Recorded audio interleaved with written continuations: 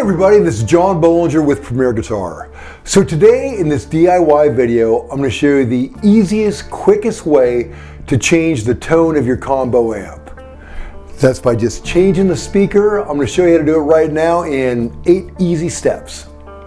To do this, you'll need a handful of tools: a Phillips head screwdriver or a power drill with a Phillips head, a wire clipper, soldering iron with solder, a small container with a lid, and some aluminum foil. For today's mod, we have 3 core pieces of gear: a StewMac 66 D-Reverb, which is inspired by a Fender Deluxe, a StewMac Pre-wired speaker harness, and a ToneSpeak Austin, which is a 12-inch 50-watt 8-ohm speaker. But you can do this kind of speaker replacement with any 112 or 212 combo. And remember, always match the ohm rating of your amp to your speaker. If you don't do this, you could blow the speaker or damage your circuit. No bueno. Step 1. Let's start with the D-Reverb amp. Put down a towel. Right here I've got a rug. Put it on your workbench or your floor to protect the amp's face. Now lay the combo face down on that rug or towel. Now, using your drill set to a gentle speed or using a screwdriver, remove the back panel. Today I'm only removing the bottom panel, but sometimes you'll need to remove the top and the bottom, or you might get lucky and not have to remove anything. But I find it's easier to get the speaker out with that panel out of the place.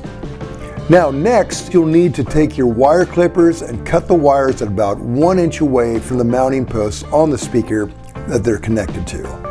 That inch will come in handy later if you want to desolder the wires from the speaker, so you can reuse that speaker later on for another cabinet. Step 2. With the wires separated from the speaker, unplug the wires from the 1/4 inch speaker output jack on the back of the amp. Then remove the wiring. You don't want the wires loose and dangling when you're trying to remove the speaker or install its replacement. Step 3. Using a deep socket wrench or a wrench, remove all the nuts holding the speaker to the bolts sticking out of the frame in the speaker cabinet. Be careful to place each nut in a small container as you remove them. Then I put the lid on it and place it aside so I don't lose anything. You don't want to waste time hunting for parts or losing them altogether. Step 4. Gently lift the original speaker out. It's a little vulnerable with those bolts sticking out, so be careful not to tear it. Step 5. Inspect your replacement speaker one more time to be sure there's no obvious flaws. Then move it into place, aligning it right over the bolts sticking out of the frame. Again, be careful, those bolts can go right through the speaker, so you don't want to poke that hole.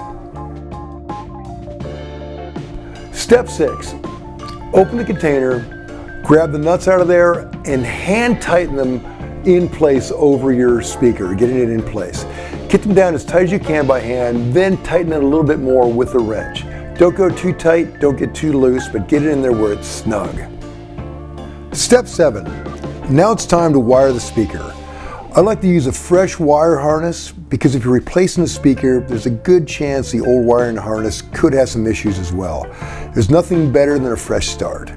So in this case, I'm using the StewMac harness, which comes pre-wired and ready to go, which saves a lot of steps. There's no wire cutting, no reattaching a 1/4 inch jack or speaker post connectors. Just plug the harness 1/4 inch jack into the speaker out on the back of the combo. And since the StewMac harness is pre-wired with clips, just slide the clips over the speaker post.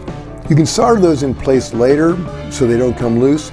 For now, this should hold during the test. Just plug in that amp, plug your guitar into the amp, turn it on, and fire it up, and see how it sounds.